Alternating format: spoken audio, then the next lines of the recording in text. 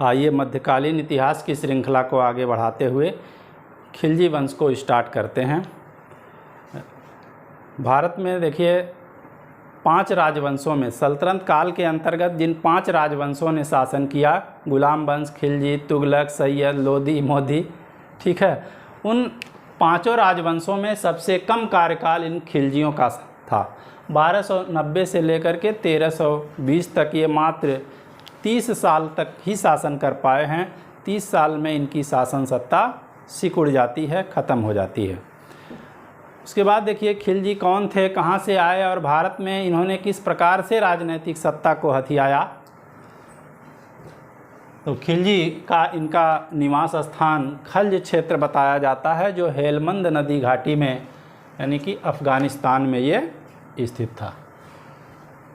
और ये भारत में किस प्रकार से आए, महमूद गजनवी और मोहम्मद गोरी का जो अटैक हुआ था उसी समय पर खिलजी अफ़गानिस्तान से भारत आते हैं और तत्कालीन राजाओं के साथ, तत्कालीन सुल्तानों के समय में ये सेना और अन्य पदों पर नौकरी करते हैं और बाद में सल्तनत में फैली अव्यवस्था का लाभ उठा करके ये सुल्तान बन जाते हैं। और खिलजियों की सत्ता मुख्यतः शक्ति पर आधारित थी, तलवार पर आधारित थी। ये कई बार क्वेश्चन आया है कि किसकी सत्ता तलवार पर आधारित थी। 4 विकल्प दे देगा, गुलाम, खिलजी, तुगलक, सैयद। तो ये खिलजियों की सत्ता मुख्यतः शक्ति पर आधारित थी, तलवार पर आधारित थी। जिनके हाथ में तलवार होगी, जिसके हाथ में शमशेर होगा, वही सुल्तान हिंदुस्तान होगा। और इतिहास में खिलजी वंश की स्थापना को खिलजी क्रांति कहा जाता है। तो पहली चीज़ हम लोग समझेंगे कि क्रांति क्या होती है। तो किसी भी व्यवस्था में जब रेडिकल चेंज होता है, अचानक परिवर्तन होता है, तो उसी को क्रांति कहा जाता है। जैसे आर्थिक व्यवस्था में अचानक परिवर्तन हो तो उसको आर्थिक क्रांति, सामाजिक क्षेत्र में अचानक परिवर्तन हो सामाजिक क्रांति, कृषि के क्षेत्र में अचानक परिवर्तन हुआ तो उसको हरित क्रांति। तो ये खिलजी क्रांति क्या होता है, यहाँ पर अचानक परिवर्तन क्या हो रहा है, ये चीज़ हम लोग समझेंगे। तो खिलजी कौन थे, ये सर्वहारा वर्ग के लोग थे। सर्वहारा क्या होता है, ये शब्द जो है वैज्ञानिक समाजवाद के जनक कार्ल मार्क्स के द्वारा दिया गया है कि समाज का एक ऐसा वंचित वर्ग जिसके पास बेचने के लिए अपने श्रम शक्ति के अलावा और कुछ होता ही नहीं है, ऐसे वंचित दबे कुचले वर्ग को सर्वहारा वर्ग के नाम से जाना जाता है। तो खिलजी क्या थे, सर्वहारा वर्ग के लोग थे। जबकि बलबन क्या कहता था कि राजपद वंशानुगत होना चाहिए। जब मैं किसी निम्न कुल के व्यक्ति को देखता हूँ तो मेरे हृदय की नाड़ी की प्रत्येक नाड़ी क्रोध से कांपने लगती है, मेरा दिल करता है कि उसकी गर्दन मार दूं। तो इन्होंने देखिए ये सर्वहारा वर्ग के लोग थे खिलजी, कोई उच्च कुल के वर्ग, उच्च कुल के ये नहीं थे। तो ये अचानक चेंज हुआ कि नहीं। और क्या अचानक चेंज हुआ कि खिलजियों ने धर्म को राजनीति से अलग कर दिया। सल्तनत के इसके पहले जो भी सुल्तान हुआ करते थे, बगदाद के खलीफा से अपने राज की वैधता को प्राप्त करते थे। बगदाद के खलीफा उस समय मुस्लिम जगत के सर्वोच्च धार्मिक गुरु हुआ करते थे और उनसे अपने राज्य की वैधता लेते थे। लेकिन खिलजियों ने क्या किया, धर्म को राजनीति से अलग कर दिया। कहा कि धर्म को अपने धार्मिक मामलों तक ही सीमित रहना चाहिए, राजनीति में कोई हस्तक्षेप नहीं करना चाहिए। और यही कारण है इसने खलीफा, उलमा वर्ग सबको किनारे कर दिया। तो एक महत्वपूर्ण कार्य था ये खिलजियों को कि इन्होंने धर्म को राजनीति से अलग कर दिया। और खिलजियों के समय में एक महत्वपूर्ण परिवर्तन और होता है कि दिल्ली सल्तनत का सुदूर दक्षिण में विस्तार होता है। दक्षिण भारत में तक विस्तार होता है। मुख्य रूप से हम देखेंगे अलाउद्दीन खिलजी के समय में दिल्ली सल्तनत का दक्षिण भारत तक विस्तार होता है। तो इस प्रकार से हम देख रहे हैं रेडिकल चेंज हो रहा है। खिलजी जो है सर्वहारा वर्ग के लोग हैं, उच्च वर्ग के लोग नहीं हैं। इन्होंने धर्म को राजनीति से पृथक किया और खिलजियों के समय में दक्षिण भारत का, खिलजियों के समय में दिल्ली सल्तनत का सुदूर दक्षिण भारत में विस्तार हुआ। तो इस प्रकार से खिलजियों के समय में हमको रेडिकल चेंज देखने को मिल रहा है। इसलिए इतिहासकारों ने खिलजी वंश की स्थापना को खिलजी क्रांति कहा है। अब देखिए क्या हुआ कि गुलाम वंश का अंतिम सुल्तान शमसुद्दीन क्यूमर्स था और इसकी आयु जो थी ये लगभग उस समय 3 वर्ष की बताई जाती है। 3 वर्ष का ये था और ये जलालुद्दीन फिरोज खिलजी उसका संरक्षक था और इसने इसकी हत्या कर दी। क्यूमर्स की जलालुद्दीन खिलजी ने हत्या करके भारत में एक नए राजवंश की स्थापना की जिसको इतिहास में खिलजी राजवंश के नाम से जाना गया है। और देखिए 13 जून 1220 को कैकूबाद द्वारा निर्मित किलोखरी के महल में राज्याभिषेक करवाया। इन्होंने जलालुद्दीन ने अपना राज्याभिषेक दिल्ली में नहीं करवा रहा है। कहाँ करवा रहे हैं? किलोखरी के महल में करवा रहे हैं जो कैकूबाद ने बनवाया था, अपूर्ण ही था। क्यों? क्योंकि इन्होंने 3 वर्ष के बालक की हत्या करके सिंहासन को प्राप्त किया है, इसलिए दिल्ली की जनता इनसे बहुत ज़्यादा नाराज़ थी। इनकी हिम्मत नहीं हुई कि दिल्ली में प्रवेश कर जाएं। 1 साल के बाद ये दिल्ली में इंटर कर पाते हैं और दिल्ली में इंटर करने के बाद इन्होंने बलबन के प्रति अपनी श्रद्धा व्यक्त की। देखिए, अमीरों को, जनता को खुश करने के लिए इसने कहा कि बलबन तो एक बहुत बड़े सुल्तान थे और मेरी क्या हिम्मत है कि मैं उनके सिंहासन पर बैठूं, मैं तो उनका एक दास था, एक नौकर था। इसलिए उन्होंने जलालुद्दीन ने ये कहते हुए बलबन के सिंहासन पर बैठने से इनकार कर दिया। इससे वहाँ की जनता और अमीर सरदार बड़े प्रभावित हुए थे। और देखिए 3 वर्ष के बालक की हत्या कर रहे हैं, इनकी आयु है 70 वर्ष। सत्य की भूख इतनी खतरनाक होती है, आप इससे अंदाज़ा लगा सकते हैं कि 70 साल का बूढ़ा 3 वर्ष के बच्चे को निगल जाता है सत्य के भूख में। ठीक है, और 70 वर्ष की यह इतिहास का सबसे बूढ़ा शासक है। 70 वर्ष की अवस्था में ये गद्दी प्राप्त कर रहा है, जबकि 60-62 में क्या हो जाता है, रिटायर वाली स्थिति होती है जो लोग होते हैं। और यह अवस्था क्या है? लड़ाई झगड़ा करने वाली आक्रामकता की अवस्था है। शरीर थक गया है, मांसपेशियां ढीली हो गई हैं, तो क्या करेंगे? ये रक्तपात से घृणा और शांति प्रिय जीवन व्यतीत करने का काम करेंगे। क्या रुकनुद्दीन फिरोज की तरह से सुरा और सुंदरियों के साथ खेल पाएंगे कि मोहम्मद शाह रंगीला की तरह से सुंदरियों से रंगरेलियां मना पाएंगे? इनका गुल्ली डंडा खेलने का एज जो था वो ख़त्म हो गया। इसलिए ये शांतिप्रिय जीवन व्यतीत करना चाहते हैं। और 1290 में कड़ा मनिकपुर के सूबेदार मलिक छज्जू ने विद्रोह किया था। मलिक छज्जू देखिए क्या था, बलबन का भतीजा था। बलबन का भतीजा था, इसने विद्रोह किया। सुल्तान ने इसको परास्त किया और इसको पकड़ करके सैनिक ऐसे जंजीर में उसका हाथ बांध करके लाए। मैला कुचैला लिबास था, फटा पुराना था, तो ये जलालुद्दीन के सामने पेश किए सैनिक इसको बांध करके मैले कुचैले कपड़े में। तो इसकी इस स्थिति को देख करके इसने कहा कि छोड़ दो, इस चिरकुट को जाने दो। तो इसको भी इसने क्या कर दिया, अपनी उदारता इसके साथ दिखाई और इसको छोड़ दिया गया, इसको मारा नहीं गया। लेकिन ईरान से आए हुए एक धार्मिक व्यक्ति थे जिनका नाम था सीदी मौला। सीदी मौला ईरान से आए हुए धार्मिक व्यक्ति थे, सूफी संत स्वभाव के ये थे और खानकाह चलाते थे और उसमें लंगर चलता था। रोज़ कई हज़ार लोगों को खाना खिलाया जाता था। इन पर यह आरोप लगाया गया कि इन्होंने सुल्तान को मारने के लिए शाहजादा को उस्काया है कि वह जलालुद्दीन की हत्या कर दे। तो इस आरोप में इनको बहुत कठोर दंड दिया जाता है। हाथी के पैर के नीचे इनको कुचलवा दिया गया। आप सोच सकते हैं हाथी कितना बड़ा है और उसके नीचे, पैर के नीचे कोई व्यक्ति पड़ेगा तो उसकी क्या हाल होगी। तो सीदी मौला को हाथी के पैर के तले कुचलवा दिया गया जलालुद्दीन खिलजी के द्वारा। ठीक है, तो ये देखिएगा जलालुद्दीन की उदारता में एक बहुत ही बड़ा धब्बा होता है। और इस प्रकार से कोई भी काम जलालुद्दीन फिरोज खिलजी ने नहीं किया है कठोरता वाला, ये आपको सीदी मौला में मिलेगा। 1292 में मंगोलों का आक्रमण होता है अब्दुल्लाह के नेतृत्व में। सुल्तान ने इसको परास्त किया और सुल्तान और मंगोलों के बीच में मैत्रीपूर्ण संधि हुई और अब्दुल्लाह को जलालुद्दीन फिरोज खिलजी ने अपना पुत्र कहा और मंगोलों ने कहा कि अब हम भारत पर आक्रमण नहीं करेंगे, हम लोग चले जाएंगे। बाद में हलाकू का पौत्र उलूग ने आक्रमण कर दिया, इसको भी परास्त किया गया और 4000 मुसलमानों के साथ इसने इस्लाम धर्म को ग्रहण कर लिया और कहा कि मेरी इच्छा है कि हम भारत में ही रहें।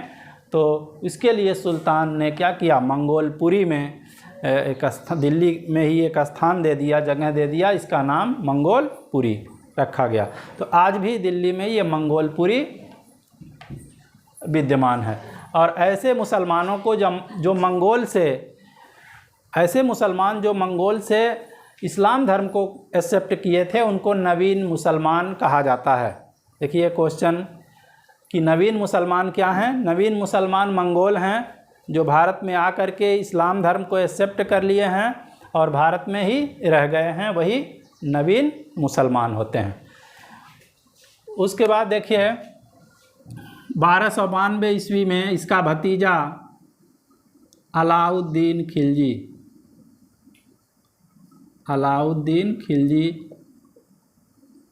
जलालुद्दीन खिलजी का भतीजा था।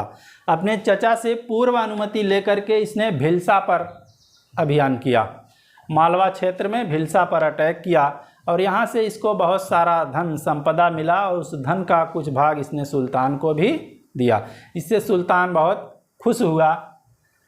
लेकिन इस अलाउद्दीन खिलजी के मन में अब सुल्तान बनने की इच्छा यहीं से प्रबल होती है और ये सोच रहा है कि सुल्तान हम तभी बन पाएंगे जब हमारे पास बहुत ज़्यादा धन संपदा होगा, क्योंकि उसी धन संपदा के दम पर ही हम अपनी सेना को, अपने सरदारों को कंट्रोल कर पाएंगे। देखिए सरकार जब गिरने लगती है तो सांसदों विधायकों को खरीदा बेचा जाता है, तो वही स्थिति यहाँ पर है। शासन का स्वरूप बदला है, प्रक्रिया तो वही है। उस समय राजतंत्र था तो उसका स्वरूप थोड़ा सा दूसरा था, ये हमारा लोकतंत्र है तो इसका स्वरूप थोड़ा बदल गया है, लेकिन चीज़ें वही हो रही हैं। वहाँ भी खरीद फरोख्त होता था, यहाँ भी हो रहा है। तो इसने कहा कि पैसा ये कहाँ से आए, धन कहाँ से आए।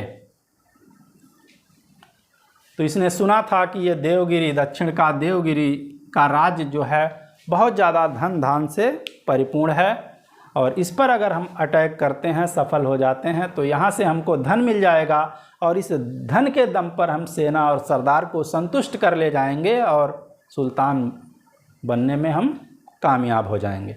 तो अपने चचा को बताए बिना अलाउद्दीन खिलजी ने देवगिरी पर आक्रमण कर दिया। देवगिरी के यादव राजा थे राजा रामचंद्र देव और उनका पुत्र था शंकर देव। राजा रामचंद्र देव को हराते हैं, उसके बाद संधि होती है। फिर ये शंकर देव अटैक करता है, राजधानी से बाहर गया था, आया, कॉलर टाइट किया, कहा कि कहाँ गया वो अलाउद्दीन, उसकी सेना पर अटैक कर दिया। होता ना कि बाप को अगर कोई हरा दे तो बेटा आस्तीन बटोरने लगता है कि हम होते तब बताते, तो वही स्थिति यहाँ। तो कहा कि बेटा आ गए हो तो तुम भी आओ, पंगा कर लो। तो इनको भी हरा दिया और जो संधि हुई और भी कठोर शर्त ला दी गई। एलिचपुर का दोआब जो था उसका वार्षिक कर अलाउद्दीन खिलजी को देना था। तो कहने का अर्थ है कि इस देवगिर पर आक्रमण किया अलाउद्दीन खिलजी ने, यहाँ से इसको बहुत ज़्यादा धन संपदा प्राप्त हुआ और इस धन संपदा को लेकर के कड़ा मणिकपुर आ रहा था। कड़ा मणिकपुर, ये अलाउद्दीन खिलजी, ठीक है। जलालुद्दीन के कुछ शुभ चिंतकों ने कहा कि आपका भतीजा इतना ज़्यादा धन संपदा लूटा है, वह बहुत ज़्यादा स्ट्रांग हो चुका है और आपको उससे खतरा होना चाहिए, महसूस करना चाहिए। आप ये करिए, रास्ते में उसके धन संपदा को छीन लीजिए। लेकिन देखिए, चूँकि यह उदारवादी स्वभाव का व्यक्ति था जलालुद्दीन खिलजी, तो उसकी बात को नहीं माना, ठीक है। तो अलाउद्दीन खिलजी ने क्या कहा सुल्तान के से ये संदेश भिजवाया कि आपका भतीजा आपसे बहुत डरा हुआ है, क्योंकि आपकी अनुमति के बिना वो देवगिरी का अभियान किया है, तो आपसे बहुत डरा हुआ है और जो भी धन लूट करके लाया है आपको देना चाहता है, लेकिन शर्त यह है कि आप कहाँ आएँ? कड़ा मनिकपुर आएँ। कौन आए? यानी कि जलालुद्दीन आए। यही तो सुल्तान है। यानी सुल्तान कहाँ पर आए? कड़ा मनिकपुर आए। क्या करने आए? आपका भतीजा यानी कि हम जो धन संपदा लूट करके देवगिरी से लाए हैं, सुल्तान को हम देना चाहते हैं, लेकिन शर्त यह है कि सुल्तान यहाँ पर आए। हम नहीं आएंगे क्योंकि हम इतने डरे हुए हैं। डरे क्यों हैं? क्योंकि अनुमति के बिना यहाँ पर अभियान किए हैं। देखिए अब किस तरह से ये नौटंकी कर रहा है। और कहा कि अगर आप ऐसा नहीं करते हैं, आप आते नहीं हैं, तो हम आत्महत्या कर लेंगे या बंगाल भाग जाएंगे। तो सुल्तान चूँकि उदारवादी स्वभाव का था और उसका हृदय जो है द्रवित हो गया, उसकी ये बात सुन करके अलाउद्दीन खिलजी की कि वह द्रवित हो गया और वो निकल पड़ा इससे मिलने के लिए कड़ा मनिकपुर की ओर। ठीक है, यहाँ देखिए पहुँचने ही वाला था, कुछ दूर पर ही था कि अलाउद्दीन के शुभचिंतकों ने कहा कि आप जो है सेना के साथ न जाइए, क्योंकि आपका भतीजा आपसे बहुत ज़्यादा डरा हुआ है, बहुत आतंकित है। आप सेना के साथ मत जाओ, वैसे ही जाओ। तो जलालुद्दीन ने क्या किया? सेना को वहीं छोड़ दिया, अपने कुछ सरदारों के साथ वो इससे मिलने के लिए आ रहा। फिर और आगे बढ़ा। देखिए क्या प्रक्रिया हो रही। और आगे बढ़ा तो इसके शुभचिंतकों ने, अलाउद्दीन खिलजी के शुभचिंतकों ने जलालुद्दीन से कहा कि आप लोग हथियार लेकर के न जाओ, तलवार और ये सारे हथियार मत लेकर के जाओ, क्योंकि वो बहुत ज़्यादा डरा हुआ है। तो इनसे क्या किए? जो सरदार थे इनके साथ उनके हथियार और जो ये लिए थे सारे तलवार हथियार सब रख दिए गए। उसके बाद ये नदी के किनारे था, वहाँ पर पहुँचे अलाउद्दीन खिलजी। ठीक है, जलालुद्दीन पहुँचा तो देखते ही अलाउद्दीन उसके पैर पर गिर पड़ा, पैर के पकड़ लिया और इस अलाउद्दीन ने क्या किया? उसको उठा करके गले से लगा लिया, गले से लगाया। और चूँकि ये लगभग 75-76 साल का बूढ़ा हो चुका था, थोड़ा सा धक्का दिया, नीचे गिरे और वहीं पर इख्तियारुद्दीन हुद नामक व्यक्ति था, उसने पटक करके यानी कि उसके गले को काट दिया। तो इस प्रकार से जलालुद्दीन फिरोज खिलजी की हत्या हो गई और अलाउद्दीन खिलजी अगला सुल्तान बनेगा। देखिए जो जैसा करता है वैसा ही मिलता है। ये 70 साल की अवस्था में 3 वर्ष के बालक की हत्या किए थे, तो इनको 75-76 साल की अवस्था में इनका भतीजा हत्या किया, तो क्या गलती किया? ठीक है, तो इस प्रकार से आज हम लोगों ने खिलजी वंश को देखा। खिलजी वंश की स्थापना को खिलजी क्रांति कहा जाता है। क्यों कहा जाता है ये हमने बता दिया।